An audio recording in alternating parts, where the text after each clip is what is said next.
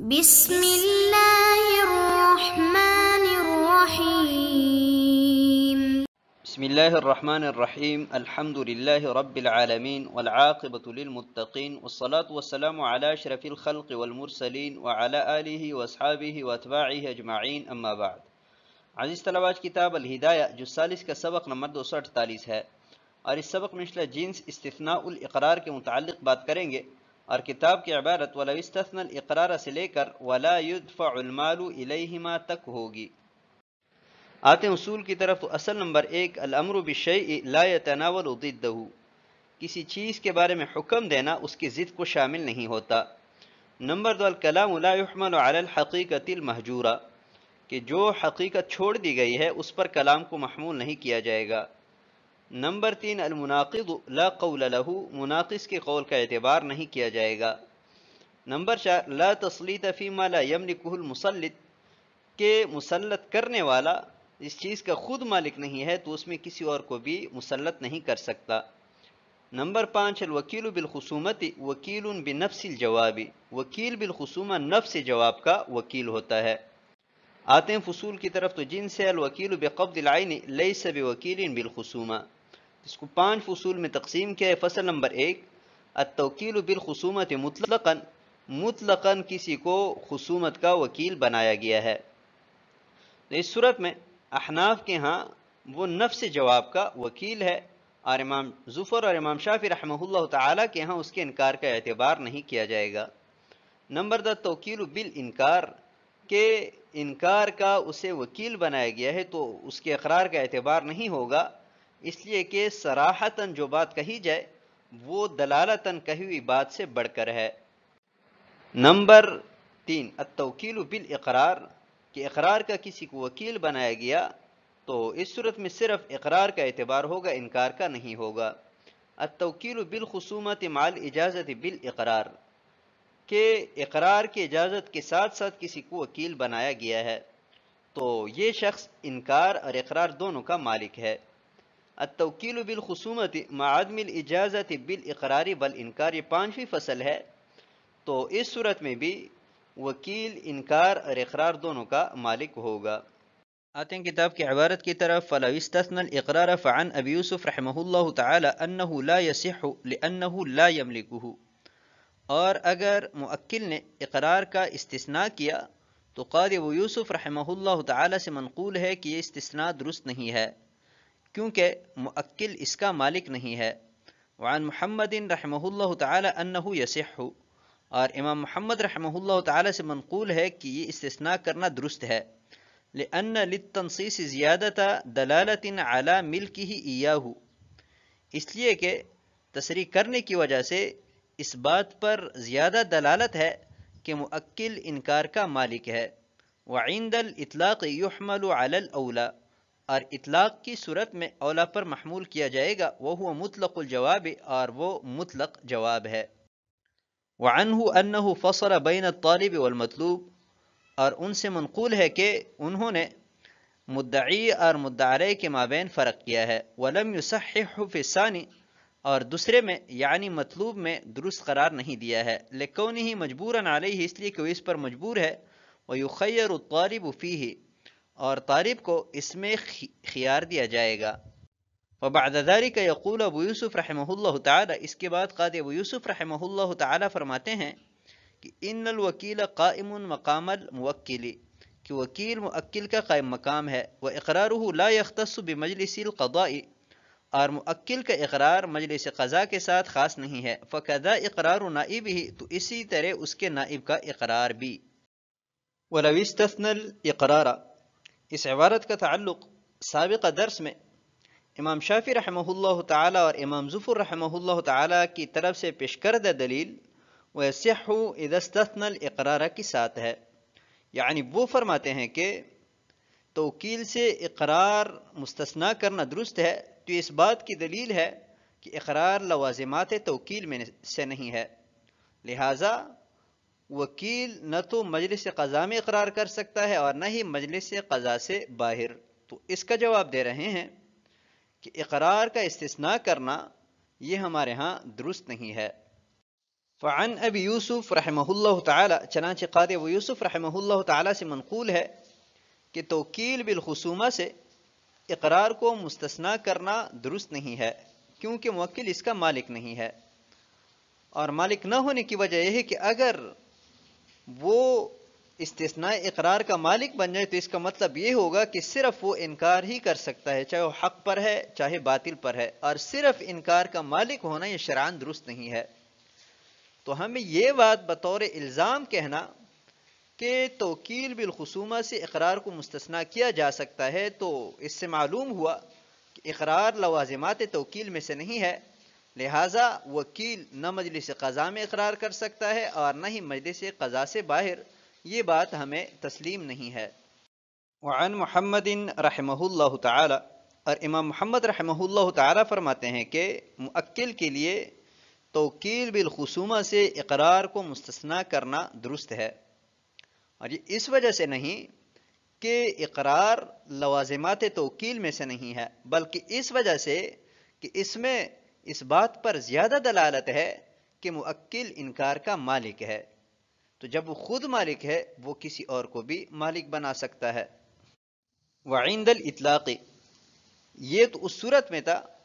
کہ جب مؤکل نے وکیل کو انکار کا مالک بنایا تھا اور اقرار سے منع کیا تھا، لیکن اگر مطلقاً توکیل بالخصومہ ہوا ہے، مطلقاً اس کو خصومت کا وکیل بنایا ہے، تو اس صورت میں ہم اولا پر محمول کریں گے، اور اولا یہ ہے کہ مطلق جواب کا اس کو مالک بنا جائے، اور مطلق جواب کا مطلب یہ ہے کہ وہ اقرار بھی کر سکتا ہے اور انکار بھی کر سکتا ہے۔ اور شرعاً بھی یہ درست نہیں ہے کہ وکیل کو صرف انکار کا مالک بنایا جائے، کیونکہ موکل حق پر ہے باطل پر ہے، بہر صورت وہ انکار کرتا رہے تو یہ تو مسلمان کی شان کے خلاف ہے۔ تو اس وجہ سے اولا اور بہتر یہ ہے کہ وکیل کو اقرار کا بھی حق ہو اور انکار کا بھی حق ہو۔ وعنہ انہ فصل بین الطالب والمطلوب، اور امام محمد رحمہ اللہ تعالی سے یہ بھی منقول ہے کہ مدعی اور مدعا علیہ میں فرق ہے۔ اگر وکیل مدعی کی طرف سے خصومت کے لیے متعین کیا گیا ہے تو مدعی کو یہ حق حاصل ہے کہ وہ اقرار کو مستثنی کریں، یعنی وکیل سے یہ کہیں کہ آپ کو صرف انکار ہی کرنا ہوگا، اقرار آپ نہیں کر سکتے، جبکہ مدعا علیہ کے لیے استثناء اقرار درست نہیں ہے کہ وہ وکیل سے یہ کہیں کہ آپ انکار ہی کریں گے، اقرار نہیں کر سکتے۔ اور اس کی وجہ یہ ہے کہ مدعی مدعا علیہ کی بات کا اقرار بھی کر سکتا ہے اور انکار بھی کر سکتا ہے، یعنی دونوں باتوں کا اس کو اختیار ہے، تو جب دونوں باتوں کا اس کے اختیار ہے تو اس کے حق میں اقرار کا استثناء کرنا مفید ہے، اور جہاں تک مدعا علیہ کی بات ہے تو اس کے لیے اقرار کا استثناء کرنا غیر مفید ہے، لکونہ مجبوراً علیہ، اس لیے کہ مدعا علیہ اقرار کرنے پر مجبور ہے، اور جو شخص جس چیز پر مجبور ہو تو اس میں اس شخص کا اعتبار نہیں کیا جاتا، لہٰذا مدعا علیہ کا اقرار کے حق میں اعتبار نہیں کیا جائے گا۔ فبعد ذلك، اس تقریر کے بعد جب یہ بات ثابت ہو گئی کہ وکیل مطلق جواب کا مالک ہوگا، تو قاضی ابو یوسف رحمہ اللہ تعالی فرماتے ہیں کہ وکیل مؤکل کا قائم مقام ہے اور اس کا نائب ہے۔ مؤکل کا اقرار کرنا مجلس قضا کے ساتھ خاص نہیں ہے، وہ مجلس قضا میں بھی اقرار کر سکتا ہے اور مجلس قضا سے باہر بھی اقرار کر سکتا ہے، تو جب مؤکل کو یہ اختیار حاصل ہے تو اس کے نائب کو بھی یہی اختیار حاصل ہوگا کہ وہ مجلس قضا میں اقرار کریں یا مجلس قضا سے باہر اقرار کریں۔ اگلی عبارت کی طرف، فہما یقولان ان التوکیل یتناول جوابا یسمى خصومتا حقیقتا او مجازا، اور طرفین فرماتے ہیں کہ توکیل ایسے جواب کو شامل ہے کہ جو خصومت کا نام ہو حقیقتا یا مجازا، والاقرار فی مجلس القضاء خصومت مجازا، اور مجلس قضا میں اقرار کرنا مجازن خصومت ہے، اما لانہ خرج فی مقابلۃ الخصومہ، یا تو اس وجہ سے کہ یہ خصومت کے مقابلہ میں ہے، او لانہا سبب لہ، یا اس لیے کہ خصومت اقرار کا سبب ہے، لان الظاہر اتیانہ بالمستحق، اس لیے کہ ظاہر یہی ہے کہ وہ مستحق کو لائے گا، وہو الجواب فی مجلس القضاء فیختص بہ، اور وہ مستحق مجلس قضا میں جواب ہے، لہٰذا مجلس قضا کے ساتھ خاص ہوگا۔ لیکن اذا اقیمت البینۃ علی اقرارہ فی غیر مجلس القضاء،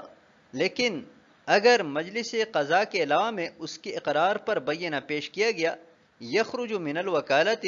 تو وہ وکالت سے نکل جائے گا، حتی لا یؤمر بدفع المال الیہ، یہاں تک کہ حکم نہیں دیا جائے گا اسے مال دینے کا، لأنہ صار مناقضا، اس لیے کہ وہ مناقض بنا، وصار کالاب او الوصی اذا اقر فی مجلس القضاء لا یصح، اور یہ باپ یا وصی کی طرح ہوا کہ جب